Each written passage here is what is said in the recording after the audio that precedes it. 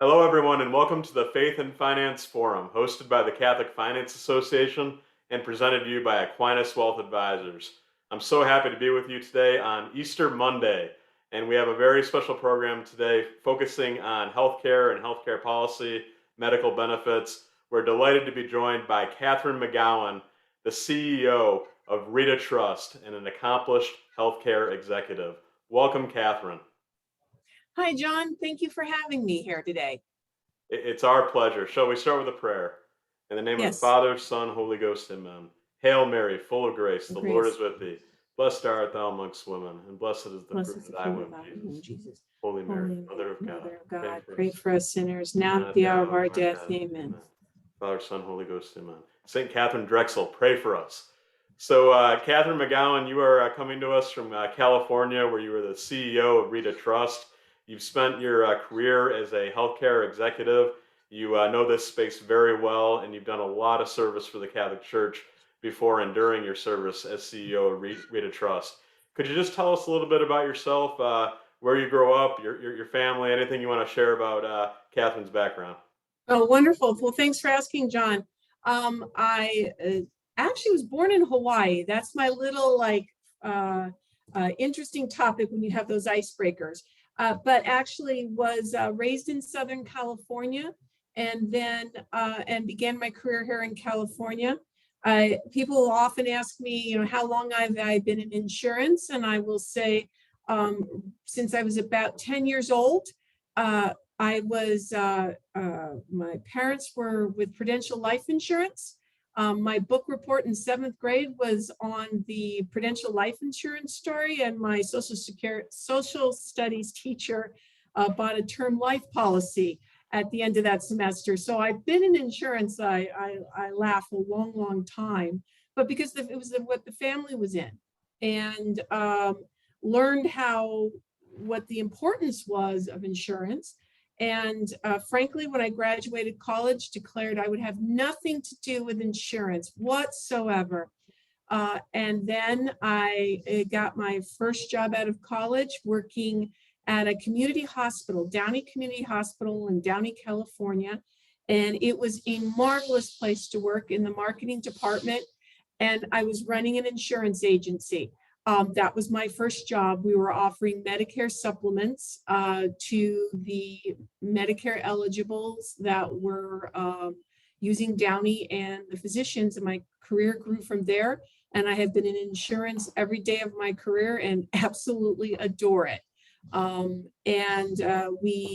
career has taken me from Downey, California, where I spent the first 10 years of my career, to Idaho, where we started a Medicare HMO in the Boise area that's still going strong, True Blue. And then from there to Wisconsin, where we were for about 17, 18 years, mainly in the Madison area, working with provider-owned health plans and insurance trusts there. So my whole background has actually been working with niche insurance products, trying to figure out how to bring together the right program for specialized markets and make that work. And it's just been an absolute joy. And so Reta Trust has been terrific. We came back to Southern California about 5 years ago. And I got to say, I do not miss the Midwestern winters at all. So um, Kathryne, combined with your family background in this industry, why do you think insurance spoke to you so much? Why is that your passion? um, and in particular, health insurance. And I think it's because it's about trust. You're making a bunch of promises to people and handing them a stack of papers. Well, anymore, we send you an email with a lot of PDFs on it, but a lot of promises that people have to trust that when they're in their time of need, that you're going to come through. And as I've always said to people, we've done our job well when somebody's having a crisis and they are not thinking about their health plan. They are thinking about taking care of themselves or their loved one and getting through the crisis. And afterwards, call and ask a question or two, or even better, never have to ask us a question because we told them what was going to happen. They have their card.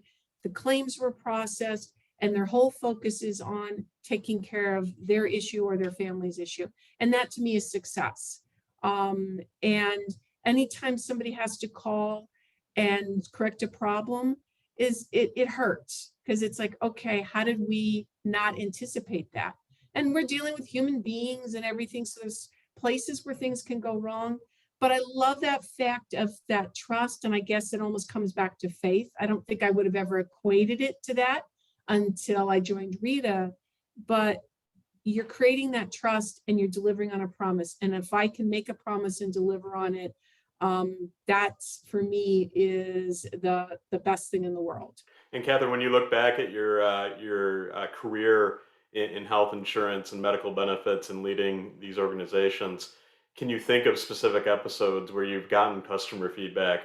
Hey, like, because of the way you all conduct yourself, because of your company's professional standards and the way you serve people, I was able to focus on my loved one's healthcare needs or the crisis or the emergency that we were working through, rather than the paperwork or what the policy said or those kind of details. Has that played out in real life for you too? A couple of times, yeah, yes. To me, the most magical one was not quite the way you just described it. We had, it actually involves a child, and the family had a terminally ill child and had traveled out of town for their last trip with the child.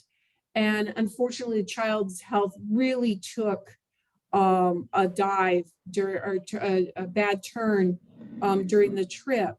And according to the rules, we could have left her at the facility for her final days and not moved her back. The rules were we didn't have to move her back, but we knew, and of course, by the way, these things always happen on a Friday afternoon at 4. This is when it always happens. And if my memory serves, it might have also been right around Easter when this was happening. I'm not, I might be off on that. And unbeknownst to me, this family was in the same parish as I was, and she was in the same school as my children. But she was younger, so I didn't have that connection. We did what we felt was the right thing, which was bring her home so that pay for the transport, the medical transport, and get her home so that the family could be there and she could have her final days in her familiar surroundings. So anyways, one day when I was at church, somebody knew where I worked and knew what had happened with her and came over after church, and with tears in her eyes was like, I can't believe you guys did this. Do you know how much that meant to the family? And for me, that was so important, because the family didn't have to worry about it. The family didn't think about it, but they knew something special was happening. And I still kind of get shivers down my spine when I think of that family, because it would have been just as easy not to pick up the phone at 4 o'clock on a Friday, or say, let's deal with it on Monday. And we didn't. And the team of people I worked with at that time didn't. They cared. And those are the moments I most treasure in my career. And that is one of the things you get to do in insurance, right? Is when people are going through these really challenging personal situations, you get to be there for them in a special way. And it sounds like that's been a big part of your practice in your career. It has been. And the advantage of being in niche programs is you get to know the people that you're serving. And to me, it really is, we're serving. Our job is, again, we're making the process, the promise, and we're figuring out how to make that promise happen. And we have to listen, because not everybody knows how to ask for what they really want. They don't necessarily have the vocabulary. They're under stress. You've got to try to think through what's happening with them and then bring it back. One time I had a colleague that I barely knew posted something about her husband on Caring Bridge. And I realized the way she was writing that she was making a mistake with her insurance benefits, because she happened to be, her employer happened to be with the company I was with. And I reached out to her and said, no, you can do this, and you get that of what you're trying to do, you can get because of this, do it this way. And it was a small moment in my life. It was providential, but for her and her husband, it was huge. So I've been very fortunate to have those moments where I can take this thing that usually makes people's eyes glaze over when we start talking about insurance and deductibles and maximum out of pockets. And I'm watching your eyes glaze over right now, John. I'm seeing it. But when it's that moment for them to be able to make it work and make sure it's working. Yeah, truly glazed over. I won't lie. What does it mean to be a niche offer? Will you define that term for us? The niche, so like Reta Trust, we only provide benefits based on our charter to entities that are under the auspices of the Pope or are in the Catholic directory or the Kennedy directory. So that's the niche. Past has been working with education, both K through 12 and higher education trusts. And so therefore we're dealing with teachers and their families. And in that particular trust case, we were also working with a lot of very small and rural school districts. So there's not a doctor down on the corner. There is not a trauma center, a couple of miles away. You are going to be airlifted if you need something that big. So, being able to understand the unique needs, the specific needs of a niche is what I've enjoyed. Kathryne, I could tell that you just have a great passion for helping people that are in need, and you really connect and empathize with people that are going through challenging circumstances like a healthcare emergency or a family member going through a healthcare crisis. I mean, has that always been how you are? I mean, is that kind of a natural kind of characteristic for you? Yeah, yes, and I think so. It's funny. I think it's also developed more. When my undergraduate degree is in business and my master's is in business, and I can run all the financial numbers, and I can, talk finance, I can talk accounting, and I can do all of those things. And yes, the numbers are running in my head, but again, how do you make that promise work? Has been just my continual career, and something I guess I've always developed on. It's interesting the way you asked that question. I never quite thought about it that way. Well, I read in the paper that not all CEOs are nice. So I think Well, ask my kids occasionally; they'll let you know. this is great. So, hey, going back to your background a little bit, Kathryne, you're very expressive about your Catholic faith, and I can tell that's a big part of who you are. Does that go back to your early childhood, or have there been times where you've kind of come and gone from the faith? I'd love to hear just a little bit more about your spiritual journey to the degree you're comfortable sharing with us. Say it's been, it's peaks and valleys. I was very fortunate in that in my early life, we lived with my grandparents. I know all of my prayers in French. I can't speak any of them, but if all of a sudden somebody starts saying a Hail Mary in French, I'm like with them. That's great. I can do it. And those are my earliest, fondest memories. The rosary actually has probably been the most important and steadfast part of my life. I have what I call the magical or the mysterious rosary. It's my grandmother's, and it will disappear at times where it's lost. I cannot find it. And then it is always at my fingertips when I'm deeply needing to say the rosary, and then there it is. And I cannot explain it. It has happened over, I probably have had this rosary now 50 years, and it has done that, where it comes and goes, but it's always there for me. I think the funnest period in my faith exploration was my Baptist period. And of course there was a boy, and my mother was horrified. My grandmother was even more horrified, but it was, as long as I went to mass in the morning, I could go over to the Baptist service. So I was doing double duty. I was in the choir at the Catholic church, and then I'd run over and I'd be at the Baptist church. And this was also the period where I was working in a Christian bookstore. Wow. And I really didn't understand that there was a difference between Catholicism and Protestantism. I don't know why. I just thought we were all happy that we loved Christ.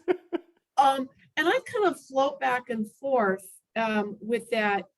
But it was communion that is what made the difference. I realized that when I was going to the Protestant church, that while I often liked the homilies better at the Protestant church, they often were more accessible to me than what I was then hearing at the Catholic church.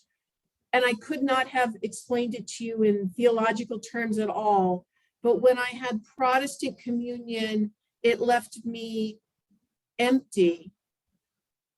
Whereas when I was having Holy Communion at my parish, I realized I was full. And I could not have explained to you back then those words, but I began to realize that the Holy Eucharist was so important. Never more so, obviously, than until COVID hit. And never in my wildest dreams did I think that would be withdrawn, where I couldn't have the Eucharist anytime I wanted. So of course I always took it for granted. Oh, I'll go to daily mass maybe. We always went to Sunday mass. But then all of a sudden, when COVID hit, it was taken away, I really found myself doing daily mass via video. And our church was very progressive and very spot on about getting mass out, so I could at least have spiritual communion. So lots of peaks and valleys. I would say lots of years where I did Sunday, where I will tell you Sunday was just a wrestling match with 4 kids in the pew. And I did not necessarily feel close to God sometimes, as I was just giving the mother evil eye to those kids in the pew of knock it off. You can handle an hour.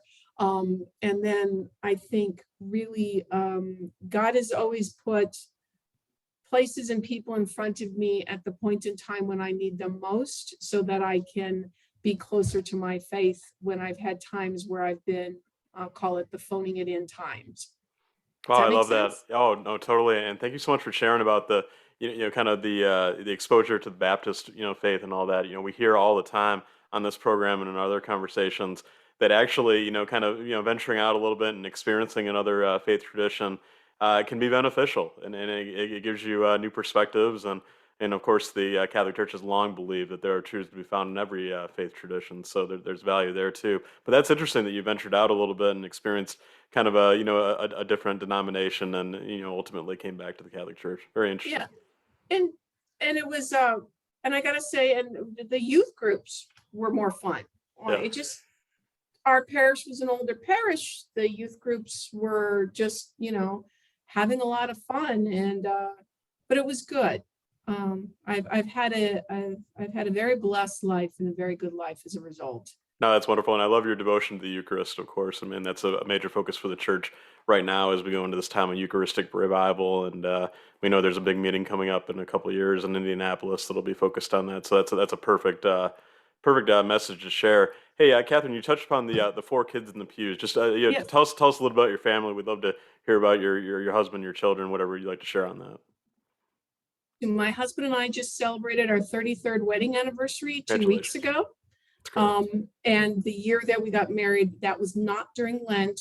There was a very early Easter that year. It's just clarifying there. Good context. And so Kieran and I, and the interesting part about Kieran and my brother made first communion together. The families didn't know each other. We were in the same parish.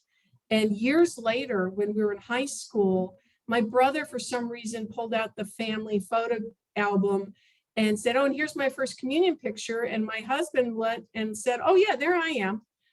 And so Kieran's been in my life all my life. I just That's didn't awesome. know it. How cool. And Wow. it's very cool. He's a great guy. We also have 4 children. Our oldest will be 32 in July. So 3 boys and a girl. Oldest Tim will be 32. Sarah just turned 30 and was married 6 weeks ago here at San Francisco Solano. Congratulations. Beautiful. It was a great wedding. Thank you. On 2/22/22 at 2 p.m. for the 2 of them on a Wow. Tuesday. Oh my How's gosh. that for a lot of twos? That's awesome. Our middle boy is 27, 28. And then proof that God has a great sense of humor. When you say to God, I know we wanted 4, but it's so easy right now. This is good. You get number 4. So 8 years later, we had number 4, who is an absolute blessing, and he is 19. He graduated from high school a year ago, and actually, because of COVID, was able to simultaneously do his freshman year at the junior college and his senior year of high school. So he's about to transfer in as a junior in the fall. So we're very excited for him. All 4 are doing very well. It So sounds thank you like for it. asking. Oh, I could no, talk a lot. no, we love families here on the Faith and Finance Forum. And I'm curious, Kathryne, is everyone still in California? Do you get to come together as a family frequently, or what's that dynamic like? So our daughter is in Minneapolis with her husband. She's a oral surgery resident, so she's there in her residency program. So she'll be in Minnesota. They've bought their home there. They'll be in Minnesota for quite a while. Oh, by the way, as an aside, if you have a wedding in California in February and invite a lot of Midwesterners, they will all come. Just Great saying. advice. And it was wonderful. It's the best time ever. It's good intel. And then the 3 boys are here in California. Our oldest is in San Francisco, and the other 2 are here in Southern California. The youngest one still lives at home. That's tremendous. You know, Kathryne, we've had a lot of guests here on the Faith and Finance Forum that have spoken to just the dynamic around, having a high achieving professional life like you have, while having a family, having children, etc. And the perspective has just been amazing, including a couple of our most recent guests. Would you just comment a little bit about what that was like? Building your career, moving up through the ranks, becoming a CEO, while raising a family, while having children that you cared for, 4 of them, in fact. Anything to share on that? I look back at it and I wonder sometimes how we did it. But I know it's because of my husband, frankly. We had a discussion fairly early on in our marriage about quantity versus quality, and about how do we use our talents, and how do we make sure we have quality of life, and then quantity, the financial, income part of life. And we realized that I had some skill sets that were really good. I cannot cook, John. I cannot cook. I Nobody's knew perfect. knew the man for 10 years before we got married, and it never dawned on him once that I never once cooked anything. Wow. No cookies, nothing, right? Jeez. But I could sew. There So you he go. got a beautiful quilt out of the deal. Yeah. But my husband is a really good cook. Good. Thank God. So when we started focusing on where our talents were, as opposed to what would the roles needed to be, that created the balance. In the early years, we were very blessed that both of our sets of parents lived close by and were very helpful because we were both working outside of the home when the first 2 were very young. And then Kiernan transitioned to working from home way before people started working from home, when we had our 3rd child. And that really was the game changer. Really being able to have a parent physically in the house with the kids, because we wanted to raise our own kids. We loved that we had the grandparents, but 3 kids was going to be too much for grandparents, and we wanted to raise them. And so that really made a big difference when Kiernan was there during the day. Grandparents still came by a lot, because I'm not quite sure they absolutely trusted that, but it was a lot easier than them actually having to, be there all the time. And that then turned into, frankly, for the kids, seeing Kiernan at home a lot and learning from Kiernan. Our daughter is very skilled with tools, right? There is nothing she's afraid of around tools. All of them can cook. And then for me, I learned very early in my career to set boundaries. When I was at work, I was at work. And when I was at home, I was at home. And I don't mix the 2. And because I can't be at work worrying about what's going to happen with the kids. I'm then not doing my job, my employer, a good service. And I can't be at home worrying about what's going to happen at work. And so once I put that dynamic, And I had a very wise boss early in my career who sat me down and said, you've got to have boundaries. You cannot do it all. There is no such thing as superwoman. You've got, actually, I don't think this would fly anywhere. He said, you got to think like a man. When a man comes to work, they come to work. And when they go home, they go home. And that worked for me. And it made all of the difference. So the kids knew when I was home, I was completely on them. And focused on them. Sometimes they would have preferred maybe I focused on somebody else, but I focused on them. And then when I was at work, I was at work, and they liked that. And it sounds like you were fortunate enough to find some employers earlier in your career that were comfortable with somebody who valued family. And when they were off, they were off, and they certainly had things going on outside the office. I guess that's part of it too, right, Kathryne, is finding that that corporate culture is just compatible with your values and what you care about in terms of being a family person. Yeah, I think very much so. But I also think I had it easier because to date myself, when my career started, we didn't have this 24/7 culture. You couldn't be reached by cell phone or by email or text or anything like that. Somebody had to call your landline at home, and you had to be home to answer it. So I think that made it easier for me. I think it would be harder now for a lot of young women and young men as they're starting their families. They've got to create boundaries. I also noticed it with my kids as they've all been working, and particularly during the pandemic and working from home, they've had to figure out how to create the boundaries of when work is work and home is home. And it's been more challenging, again, because it's a 24/7 world right now. Well, and I think your perspective on this is very valuable because I mean, you are the parent to a teenager, and you have people on your staff, I'm sure at Reta Trust, who have families, et cetera. I mean, how have you chosen to address that? I mean, what's your policy when it comes to people, I guess, interacting with their jobs in the evenings, on the weekends, et cetera? How do you maintain that focus on family values and still achieve great results at Reta Trust? First, as I lead by example, I do not send any emails on weekends. I don't send emails after hours.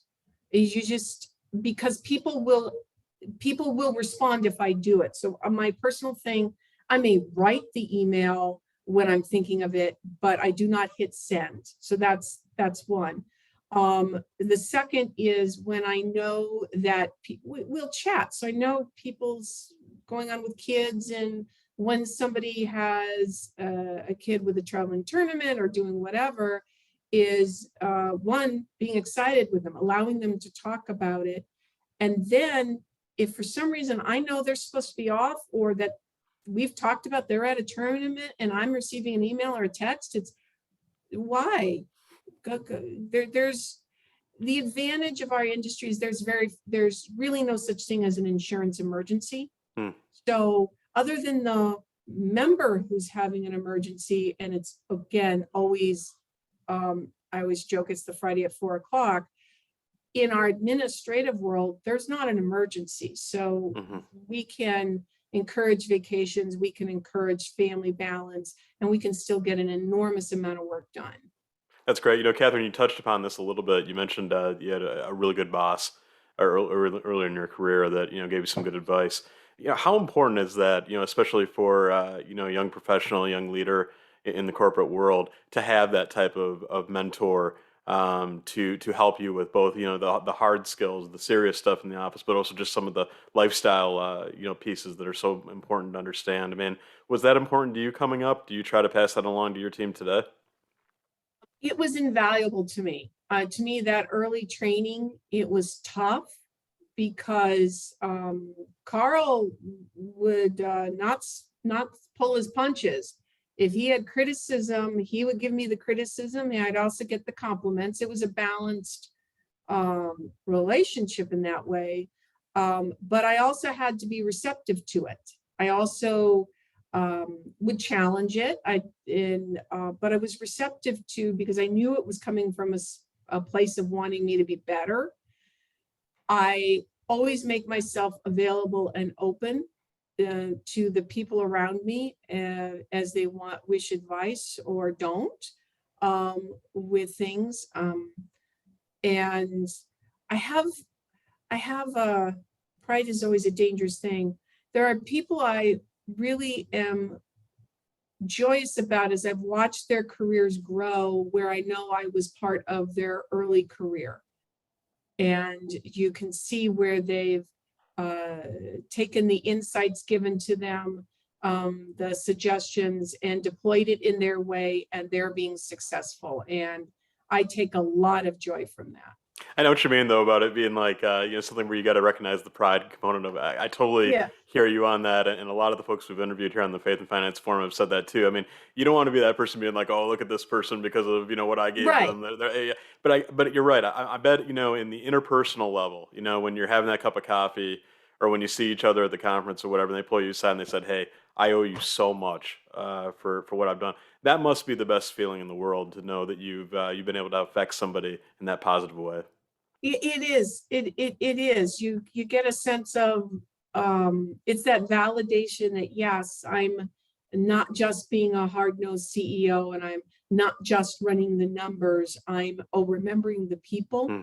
and I'm remembering them for the whole of them, not just the piece that we get now for the work that's now. So yes, it is. It's a big This deal is for great. me. At the half hour mark, we are the Faith and Finance Forum, hosted by Catholic Finance Association, brought to you by Aquinas Wealth Advisors. We're on with Kathryne McGowan, CEO of Reta Trust. Kathryne, so pretty quickly, I mean, you moved into leadership. You became a manager, leading and guiding teams, ultimately an executive, ultimately a CEO. Talk to us a little bit about why you think you moved up in this industry and ultimately became the leader of healthcare organizations. What were some of the milestones in that journey to the top? It's interesting to think about it in that term. You always think of the milestones as the titles, but the milestones were one was not being afraid to take on projects that could potentially really fail. I was too dumb to know or just too confident, but either way, from the very beginning, if there was a project that needed to be taken on, I'd go after it to see if it could be done. The very first Medicare plan that we did was way back in the day. They were still being called Medicare CMP 1876 plans. I went to the library and photocopied the application. I didn't realize this was supposed to be difficult. I remember we set up a TPA, and I had somebody call to ask what attorney we used to do it. And I was like, well, I got the form from the state and I filled it out and we sent them a check.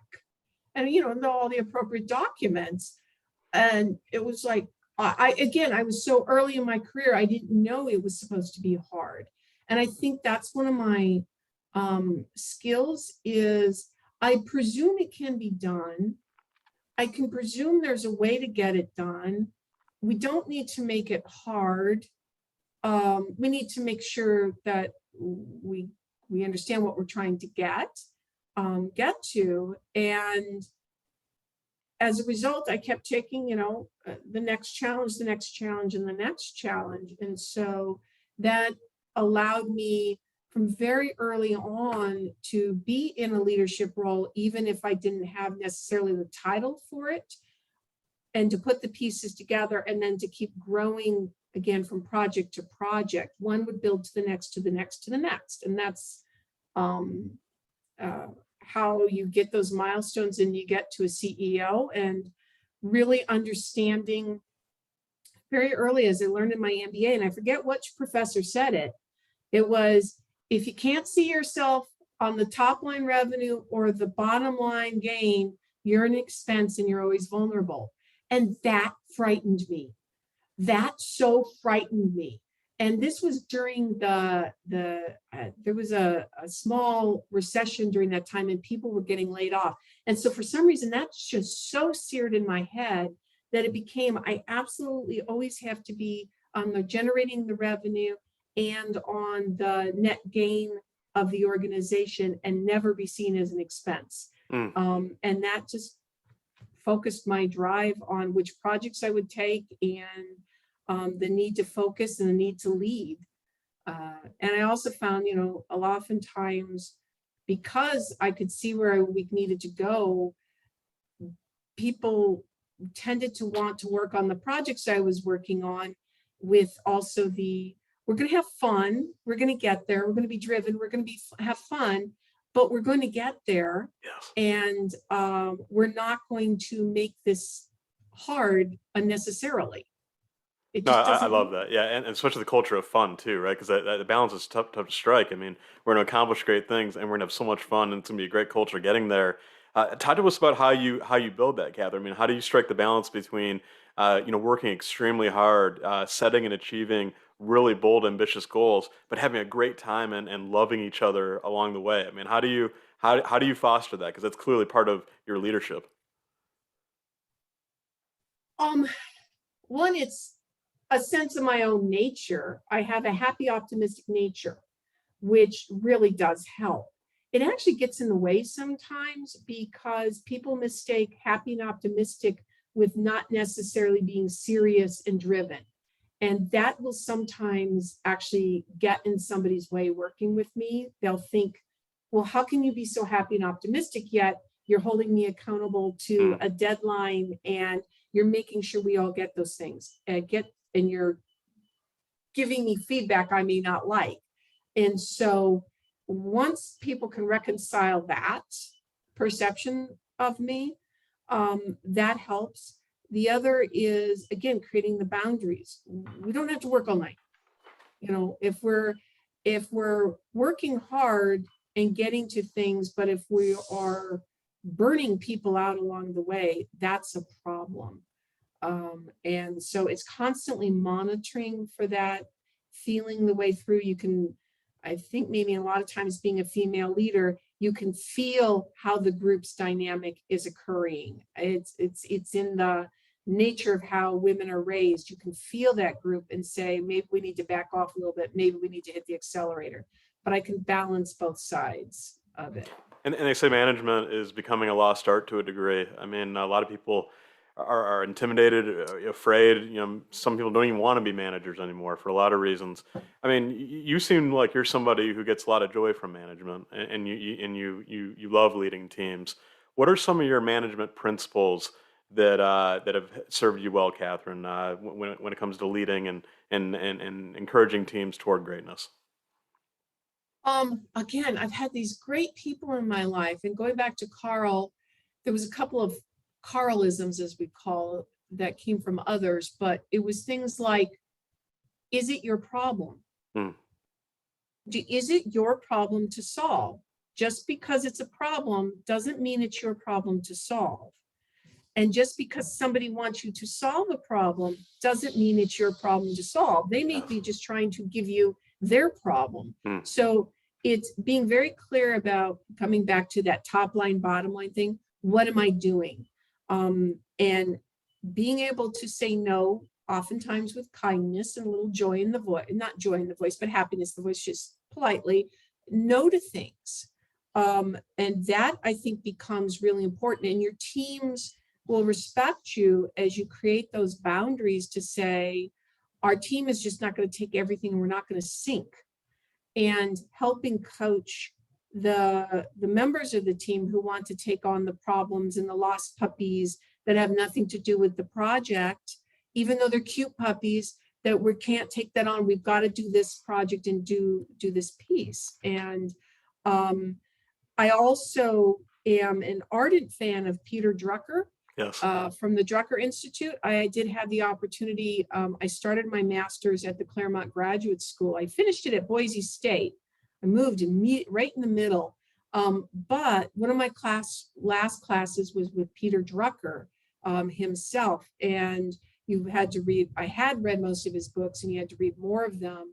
And it was just fascinating that most of Drucker's advice from the early mid 1900s really applied when you're managing people. It didn't matter what the circumstances are, but it's about what's the problem, what are you trying to get to, communicating clearly with expectations, and then letting go and letting people go after it. And oftentimes they'll come back with something much better than you thought you were going to get, right? Okay. Sometimes you have to nudge them a little bit to say, okay, turn a little bit. I think you're in the right direction. You got to turn just a little bit. And that's been my way of getting there. Yeah, in your Getting answer, there. I see reflections of the Catholic principle of subsidiarity, the principle that the qualified person closest to the problem is best suited to fix the problem, and it sounds like that's been part of your leadership, Kathryne, for sure. Yes. So sometimes you have yeah, go ahead. sometimes you have to ask them to take a couple steps back from the problem so they can see it better. A lot of times people get too close to the problem, and by asking them to back up and take a broader view and maybe change their perspective on the problem, all of a sudden there's a window instead of just locked doors for them. And that's a lot of the helping coach people through things. Very well said. And this lost puppy message, we're gonna take that. I like that. That's a great visual, and I've seen that a million times too. You're totally right. Kathryne, you have this particular experience with M&A startups, turnarounds. Why do you think that's been such a big part of your professional story? Getting things started, turning things around. Why is that such a big thing for you, do you think? I think it comes back to the taking on projects and taking on new ideas. I'm not really good at just being a maintenance person and keeping everything just the same. And so again, the projects that intrigued me and caught my eye and that I was willing to take a risk on tended to be those things, whether they were new products, going out and either buying it or selling, taking on broken things and trying to fix broken things. That's fun. Rita's none of those things actually, which is interesting. What's harder, the startup or the turnaround? Oh, they both have different difficulties, and both of them have the same difficulty, which is how realistic are the people involved. So the startup, everybody has stars in their eyes, and the turnaround, everybody thinks that everything is terrible. And so it's the same problem in reverse, which is getting people to see things as clearly as possible. And that is hard because you're either bursting some bubbles on the startup side to get them there, and on the turnaround, you're trying to get them to see hope. And that's hard because for a lot of people, their hopes have already been dashed. It's like faith. They've been hurt. Their hopes are dashed. They're clinging on, and you're trying to say, let's try again. Let's see what we can do differently. And it's not that you've done anything wrong. You've got to let go. Let's try. So in both cases, it's the same problem, just different manifestations of it. Makes sense. So let's talk about Reta Trust. You've been the CEO there for about 2.5 years. I think I have that right. And what's Reta Trust's history, mission, purpose? What drew you to it? I mean, we'd love to learn more about your responsibility today. I love it. So it was funny. I had just finished an assignment with Tenet, and I was doing some work with a system out in Kentucky, and they were asking me to join them, and I was politely demurring just because I wasn't going to move at that point in time. I loved them. And the person I was talking to said, well, what is it that you're looking for? And I said, well, what I'm really looking for is a niche health plan that is mission driven, that I can really make a difference with, and ideally not have to move from Southern California. And he said, well, how many of those are there? And I said, not a whole lot. The next day, John, I kid you not, the next day I got an email from a recruiter with Reta Trust on it. Wow. And it was exactly what I had described. And Reta Trust for me is really this capstone assignment in my career of getting to be able to blend my faith and my experience in a way I've never been able to do. And to get to serve those that serve us is just exciting. And you know, the formation of Reta, you alluded to it, is very interesting. I love it. It was back in the 70s, and the several dioceses, so back then, a lot of times priests were 1099. They and independent contractors, they couldn't get benefits. They couldn't get a group health plan. And also back then, healthcare was still relatively really inexpensive, frankly, compared to today's dollars. And so there was a broker who serviced several of these dioceses, and he then said, well, I'll just, I'll just pay the bills. And so the priests would bring in their receipts, and he set up a trust checking account, and he would pay, as they sent the claims, he would pay for it. And so then the state of California didn't like that. They felt he was operating an insurance plan and required that he was going to get licensed, which was, I forget the dollar amount back then, but it was prohibitive. The broker turned to his law firm, and there was this new young lawyer, newly minted. Her name is Barbara Good. And if I can announce this woman's name to the rooftops, I think a lot of your listeners might actually know her. It's a memorable name too. It's a great name. Yeah. Great name. Out of San Francisco. So she was sent on this project that wasn't supposed to be able to succeed. How could he continue to do this?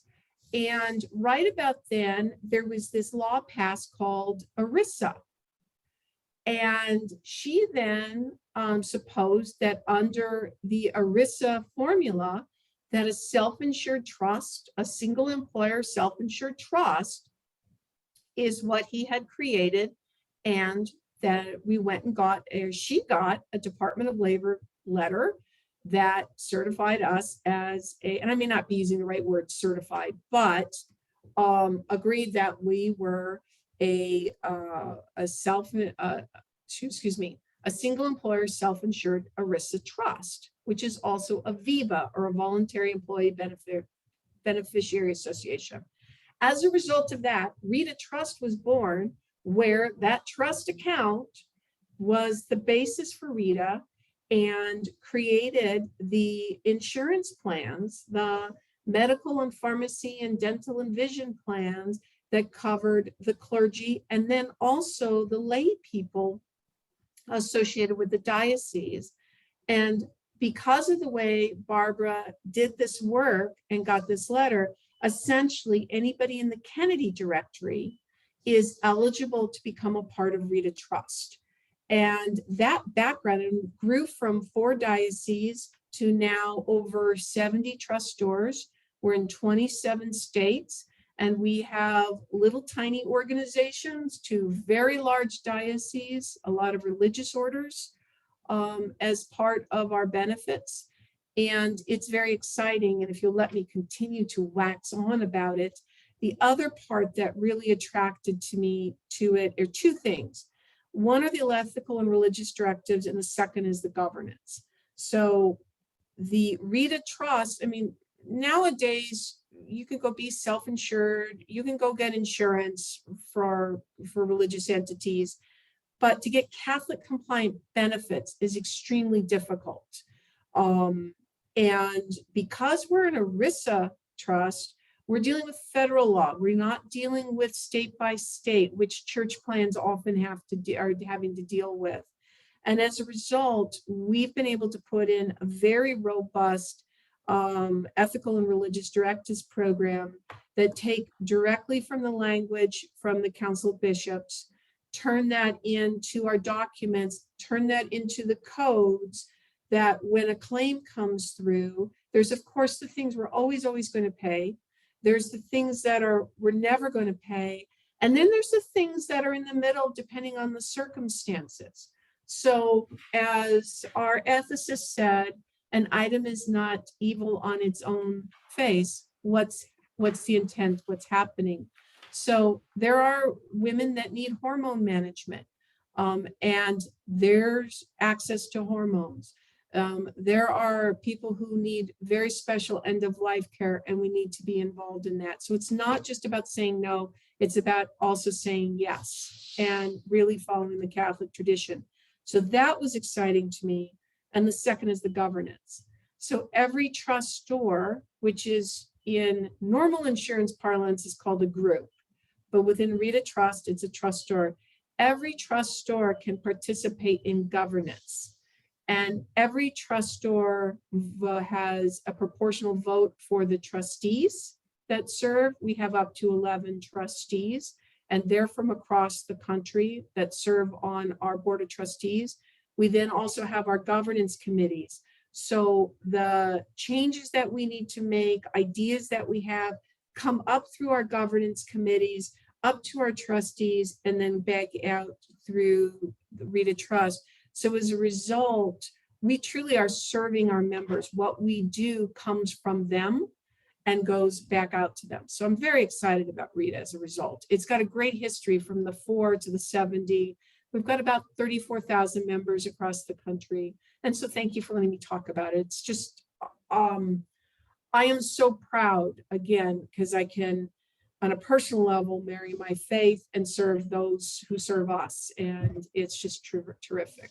Yeah, like you said, Kathryne, it does sound like just a terrific arrival point or capstone to your storied career to be able to lead this great Catholic institution. And I think it's important for our listeners to know that Reta Trust is out there as a provider of Catholic medical benefits through allegiance to the teachings of the Catholic Church, which I know is so important to your mission. This is very interesting to explore with you, and I'm not sure everybody knows about Reta Trust, so I'd like to spend a little bit more time on it. How do you ensure that congruence with the teachings of the Roman Catholic Church? What in your governance or your leadership? How is that guaranteed as part of your practice in the Reta Trust? I love that question. And I didn't give it to you to ask me, but I love that question. You're welcome. It starts from we start from the documents, the actual ethical and religious directives. What is the language in those documents? And those documents do not cover everything at all. There's no way that it can, but it is the direction that we need to go in. From those documents are created the plan documents. So we've been very deliberate about not taking lay language into some of the ethical and religious directives. We use them as written. Then the next thing we do is we have this brilliant guy, Leo Salinas. He's amazing. He works with us from Florida, and his passion, his heart, his soul is Reta Trust. And he, working with our actuary from Lewis and Alice, Mike Brown, have gone through all of the code sets. So ICD-10, the 100,000 plus codes, they have gone through those and created the instruction set that we then give to our ASO carriers or our TPAs that pay the claims. So they have our proprietary code set of what we will and won't pay. And then that's audited. That whole body of work goes through we have a committee called our Ethics and Appeals Committee. And that committee has two sides to it. And Joe Passarello out of the Archdiocese of San Francisco is currently the chair of that committee. And he's got just such a great sense of him. On one side with the ethics is we look at what have we written, how has the audit come out, and we monthly audit these things. Then we look at the other side, we look at appeals where a member has said, I don't agree. And we look through the appeal to determine not only what every other insurance company would do, which is it a covered benefit? Is it in network? we also put it next to the ERDs. And in some cases have found that it's something we should cover because of the ERDs that would not normally have gotten covered. And so these two sides of the committee are very important. We get very few appeals, but when we get one, we take it extremely seriously with it. So that governance committee, and then that governance committee reports to the trustees to let them know what is occurring. Okay, this is helpful. And to be eligible to be a part of the Reta Trust, to be a trustor, as you said, your organization must be listed in the Kennedy Directory, which is a big brown book of Catholic organizations. Right. And basically, if you're in that book, you're eligible to be a trustor at Reta Trust, right? Correct. Okay. And when you join Reta Trust, through that framework you just outlined, you know that your medical benefits provision will be aligned with the teachings and the law of the Catholic Church completely, and that's As, just such as a I serious commitment. as I tell all of our trustors, they are never going to have to explain to their bishops what happened. Beautiful. That's Beautiful. my great. job, to make sure that that explanation doesn't happen. And we're their defense. John, you haven't gotten to it yet, but our church is under assault and our benefits are under assault. The desire of the secular world to offer benefits that are not congruent with, I don't think I should call them benefits, services that are not congruent with our teachings are high, and there's lots of challenges to that. Reta is also a great defense because, again, we're ERISA, we're federal, and we will defend our approach, and we will defend if there's any challenge to those benefits and the way they're applied. So a trustor not only doesn't have to worry about going in explaining something to their bishop, they also don't have to worry when that they're going to be by themselves when there's a challenge. And we all know there will be challenges. Yeah, this is so important to emphasize because so many Catholic organizations, obviously they want great value and they want great service, but they also don't want to be doing business with companies that ignore the truths and the teachings of the Catholic faith. And Reta stands on the other side of that. Reta is completely celebrative and aligned with the Catholic Church's teachings and has practices and protocols built into your 40-year history, 50-year history that guarantee that. Couldn't have said it better myself, John. Thank you. So, Kathryne, where are we at in the history of Reta Trust? I mean, you mentioned that it started in 1976. I think you said 27 states. Is that universe of trustors growing? Do you envision further expansion of Reta Trust in the years to come? And we grow very carefully. We add, actually, we've had more growth in this last year than we've had in a while. Because we're careful in the growth to make sure it's a match. Because being in a trust is not for everybody, and we want to make sure a trustor understands that being in a trust is not just writing a premium check, it's also participating in the organization. We keep the participation light. It's not a second job for anybody, but there is a commitment, and there's a shared commitment to how we do things like our rating model and the like. So we see growth. In particular, we launched a smaller trustor program about a year ago, and that is getting really nice traction with independent entities that are in the Kennedy Directory. A lot of independent high schools that are not in the diocese and are purchasing on their own, and they've really needed a source for Catholic benefits, and so we're seeing the growth there. And we of course hope to be in all 50 states and have as many folks as see us as a match join Reta. So, Kathryne, Reta is a very interesting organization to explore, as is the Catholic medical benefits space generally. But you've seen so much more than that, and throughout your career leading niche healthcare organizations. Just a couple, basic questions I want to explore with you. Maybe not so basic actually, but questions that come up a lot. Why is healthcare so expensive? I mean, why does it seem like every year it gets more and more expensive? I had the occasion to just in my own, records to look at some bills from like 20 years ago. I mean, it's pretty shocking how expensive it's got. Well, why is that? Do you think? What's your view of that? Um, I've got, there's several, there's several things that drive that. If we went back and looked in the 60s, now I'm going to bore you to tears. And if anybody really wants to read an old treatise on this, it's The Transformation of American Medicine by, I think it's Ken Starr, 2 R's, not the Ken Starr that's The less famous Ken Starr. Okay. the less famous. It is out of print. It was a dissertation, I believe, that he did. But as you look back at American medicine, pre-1960s, there really wasn't a healthcare industry. And it was, pre-1960, if your family could afford for you to get dialysis, you got it. If they couldn't, you didn't, and you died. It just was no social safety net other than what would occur locally, which is that local hospitals would have charity provisions, physicians would give charity, and they would try to do good in that way. Fast forward into the 60s, we saw the advent of healthcare financing really in the form of Medicare and then Medicaid.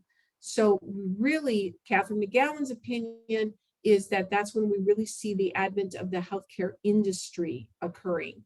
Because now for the first time, you've got regular financing. It's not just on selling subscriptions. Do you ever wonder why you're called a subscriber? Yes. Well, back to the 1920s, I believe it's out of Texas, and the hospital there was trying to find a way for people to get health care, and the wealthier folks would pay for subscriptions for the less wealthy folks to be able to use the hospital. And so subscribers, you were a subscriber to a hospital, and that word has continued forward. Again, that's my understanding of it. Somebody might call in and say, nah, she's wrong, it's this. But until then, that's my understanding of it. Sounds good to me. Yeah. So when we saw this healthcare industry occur, we then saw a whole investment in infrastructure. We also then saw miracles happening, polio vaccines, which is the 50s, I know, but huge leaps forward in cardiac care, open heart surgery, hospitals and equipment. It became more expensive. It all kind of fed on itself. And then we saw really the hyperinflation in healthcare happen in the late 60s and 70s. And back in the 60s, the average person's deductible was something like $500. So huge, deductibles were huge. And the other thing is the plan would pay specifically if you go look at an old policy, because I'm sure you do that all the time, go look at an old policy, it would say, appendix removal, $150. So it was both a defined payment, and you actually had a large upfront deductible. $500 in the 60s was huge money for a family. In the 70s, we saw the advent and the beginning of the HMOs, or the health maintenance organizations, that flipped it on its ear from insurance, pure insurance, which was paying for that of which you can't afford. So you didn't think about insurance paying for a cold or the flu back in the 60s. The health maintenance model flipped it and said, if we take care of basic healthcare needs, then people won't get sicker. And so therefore, we should pay for colds, flus, well baby visits, all of the like. And then that model, and you saw some successful early models start in the 70s. And then in the 80s, you saw the rise of the HMOs, which really did start to change the arc of the cost of healthcare. We had several years there where it was flat, if not a slight decline. A lot of rumor that it was because that it was going to be Hillary care back then, and that was going to, This is a longer answer than you were expecting, isn't it? It's good stuff. Keep going. Yeah, it's awesome. You set me loose. But we're fast to today, we've got a pandemic that shut down healthcare. So this social norm that's occurred over the last 30 plus years, where we pay for preventative care, got broken. Mhm. We saw more than 70% reduction in preventive care. Fast forward 2 years later, how many of the cancers we are seeing now that are at stage 3 could have been caught in stage 1 2 years earlier? So we broke the preventive model with COVID. We're having catch up right now. And then we're having general inflation kick in. And insurance, health insurance is really simple in its pricing. It's the number of units used by the times the cost of those units. So if the number of units goes up and the underlying cost goes up because of inflation, now we're going to have an exponential pressure on healthcare costs. And we're going into another one of those periods. And I could go also wax long on the impact of technology, the impact of administrative requirements from federal and state levels, and then of course the legal profession and the impact it's had on medicine. Put that all together, we no longer have a pure insurance model. We have relatively low out-of-pocket costs, but that relatively word depends on how much you make. If you're a frontline worker and you have an HSA with a $6,000 or more family deductible or individual deductible, you might as well not have insurance. You can't afford that. But compared to 1960s benefits, that's still pretty good. But now coupled with the cost of the premium, and most people could not afford the cost of their benefits if they were not with an employer. Whether you like the ACA or not, one of the things it did do was create a subsidy model that has allowed the expansion of Medicaid and the poorer parts of our economy to be able to get access to health insurance. And access to health insurance is access to healthcare. So we have really improved in that, but it is with a cost, and the cost is going to keep going up. Hey, just on the Medicaid point specifically, any comment on, the stories you'll read about Medicaid fraud and doctors refusing to see Medicaid patients? Is that overblown, do you think, Kathryne, or is that a legitimate concern?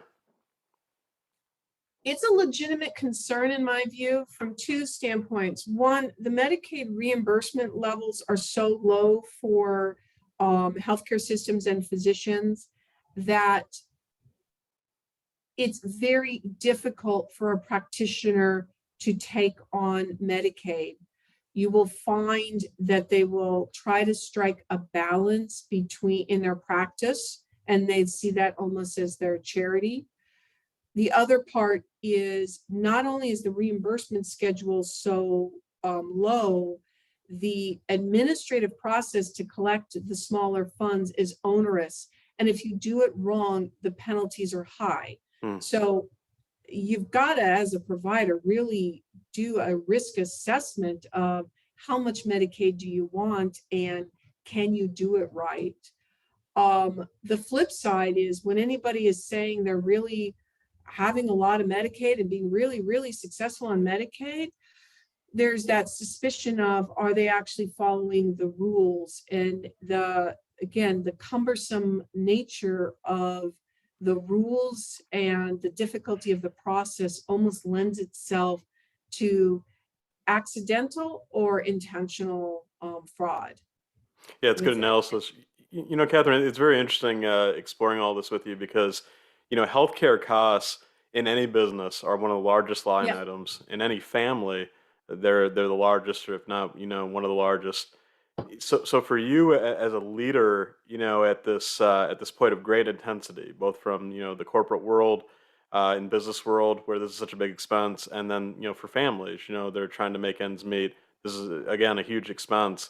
I'm just wondering if as a Catholic leader, as someone who is concerned about the greater good, that's concerned about especially the plight of the poor and the less fortunate and the marginalized in our society, do you feel a particular responsibility to be an innovator and a solution finder, since healthcare is so consequential to both people, families, and businesses in our country? Absolutely. It is it's the quest of my career of how do you, I even hate using the word anymore. How do you create the affordability? Mm. Um, because it's not affordable. And so, and it's the challenge between what's in and what's out. It was interesting at a fish fry a couple of weeks ago, there became a discussion about hearing aids and why aren't hearing aids and glasses and dentures why aren't they covered more? Those should be covered more. Those are a social need. You need to have those. And I was getting kind of pommeled during it. And then I finally said, well, because there's not enough money, there is a limited resource. So how do you prioritize somebody who needs a heart transplant over, we all need the hearing aids at some point in our life. And those ethical challenges are the everyday, because we're constrained by, there's not unlimited budgets, there's not unlimited resources. And so where I've taken Reta is every penny needs to be spent wisely.